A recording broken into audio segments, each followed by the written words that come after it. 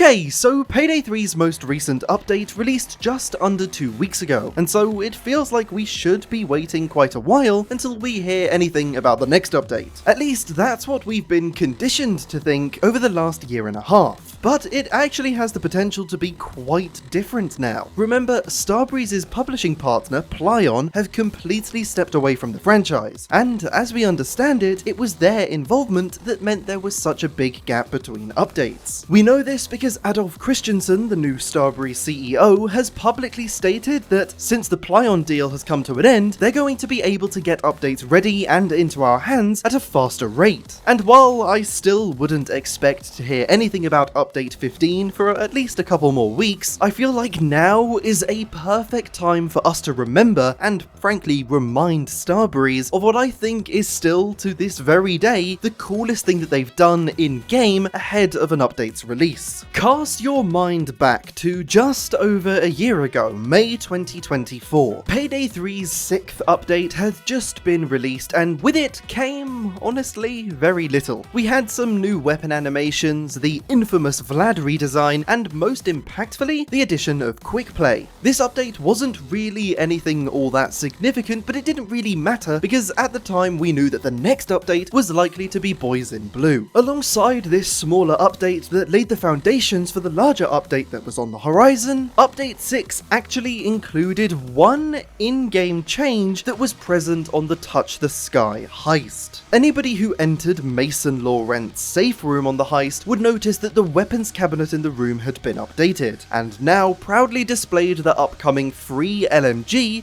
instead of the second row of golden AK-47s. Discovering this little tweak to the level is still one of my favourite memories from playing Payday 3, and I would adore to see something like this be added to the game again. But on top of that, what if we took this to the next level? I think one of the easiest things to forget about Payday 3 is that it's supposed to be a live service game. To me, and I imagine most of you, that means frequent smaller content drops in between larger expansions or DLCs, and maybe some in-game events sprinkled in for good measure. Before I go any further, I just want to say that I am very well aware that live service games have built up somewhat of a bad rap amongst their communities, with issues like over-monetization and a strictly FOMO approach to player retention through systems like battle passes. I know they have their issues, but a well-executed live service game in the modern gaming landscape can be pretty much infinitely successful. I mean, just take a game like Fortnite for example. While I don't necessarily play the game myself anymore, it's hard to deny how successful that game is. I'm not trying to say that Payday 3 would've or should've looked anything like Fortnite, just illustrate that I don't personally see a game adopting a live service approach as an instant red flag. If I had to choose a particular live service game that I would say is slightly more comparable to what a Payday game that truly adopted the games as a service format could look like, I'd have to go with the Hitman World of Assassination trilogy by IO Interactive. Still, to this day, one of my favourite games, but we're actually going to be revisiting the World of Assassination trilogy sometime soon on the channel, so I won't dwell on it too much for now, though for a moment, let's take a look at its approach to elusive targets. These are event-type missions that change the target on a given contract. Sometimes, these elusive target missions even switch up certain aspects of the level design as well, taking a level that is already in the game and turning it into something that feels slightly and at times completely different. I could see something like this working so very well in Payday 3. In fact, some of the venues that already exist within the game, like the Diamond District, Subphase Art Gallery, and Neon Cradle nightclub, are already so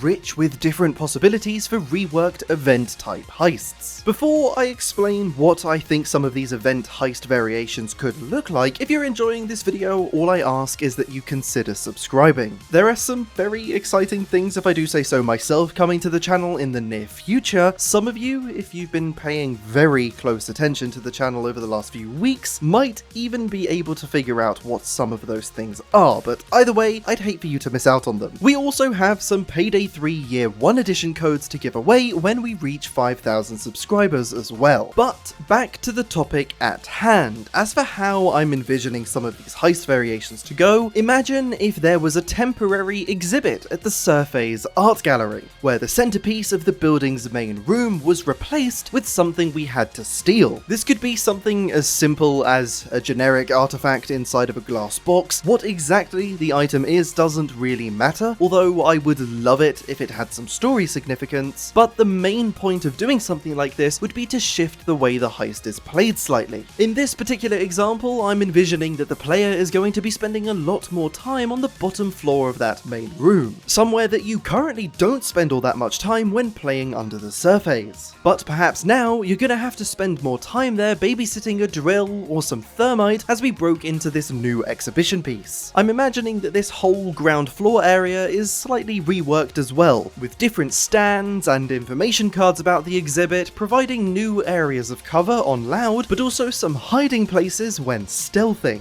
Then let's take a heist like Rock the Cradle. To slightly rework this one, we could introduce a DJ character who's performing a guest set at the Neon Cradle nightclub. Because of this, the Payday gang might have an opportunity to steal something of value to this particular celebrity that they can sell for some serious cash. This might mean we have to go somewhere or do something in the heist that we wouldn't normally do, giving some purpose to some of the lesser used rooms throughout the heist. Doing something like this gives Starbreeze a much needed opportunity to breathe some life into the heists that are getting a little bit stale now, without needing to design completely new heists from the ground up all the time, allowing them to put more content into the game at a faster rate. If the team were to take this approach to keeping the heists fresh and feeling like they're taking place in a real living and breathing world, we could even see smaller heist variations. Perhaps every couple of weeks, the banks in the game receive cash drop-offs by armored transport vehicles. Something as straightforward as this could literally just consist of the armored transport vehicle from the Road Rage heist being present outside Golden Shark or No Rest for the Wicked, giving us the chance to break into it for additional loot maybe every other weekend. If you wanted to expand that particular concept a little bit more, perhaps if you were taking on the heist during one of these deposits, special enemies like dozers and cloakers would spawn from the very first assault wave, regardless of the difficulty. It's things like this that could be added as mini events in between updates to keep the game feeling fresh. To be clear, what I'm talking about here is completely separate from randomized variations of the heists themselves. I wouldn't ask for all of these different variations to be added at once as random events that can occur on each heist. I think there's something so much more special about them if they're only available in the game on a rotating basis. Of course, things like adding the armored transport drop-offs to the bank heists could be added as random events that could occur at any time, but I think some of the more large-scale possibilities are best kept as unique, once-in-a-while treats to keep the world feeling that much more alive. I truly believe we saw the spark of something special when we got that teaser for the LMG back in Update 6, and ever since then, I've really wanted Payday 3 to lean into its live service model. Honestly, I think one of the main reasons Payday 3 hasn't fully taken advantage of its live service model was the cancellation of the microtransaction store. That was likely intended to be a major revenue stream for the game, but after heavy criticism, it was quite rightly shelved, and I doubt it'll ever actually release. This likely disrupted many early plans for the game, especially since that revenue was probably factored into the budget for certain things going forward. On top of that, the backlash over the pricing of the first DLC led to a price cut for future DLC content, further reducing the available budget. So I can completely understand why Starbreeze and Plaion would be hesitant to invest into free content like what we've spoken about in this video. But now that the publishing agreement has come to an end, and Starbreeze are in full control of the IP, as well as receiving 100% of its revenue, I wanted to make this video to put this idea out there once again. Even if it started off with very small things like teasers of upcoming content, if Starbreeze regaining full publishing rights to the franchise means they can put out updates more frequently, be they big or small, I really hope they can sprinkle in little things to get us talking about the future, or on the other end of the scale, introduce content variants to tide us over between major updates. this. But now I want to hear from you. Do you like the idea of rotating event heist variations? Do you think the focus should be solely on randomizing elements of the heist as we had in Payday 2? Or do you think there's a sweet spot between those two options that the team should try and hit? As always, let's keep the conversation going in the comments section down below. We've spoken a lot about the future of Payday 3's updates today, but if you're interested in learning more about Payday 3's most recent update, you can click the video on screen now to learn all about update 14, and I'll see you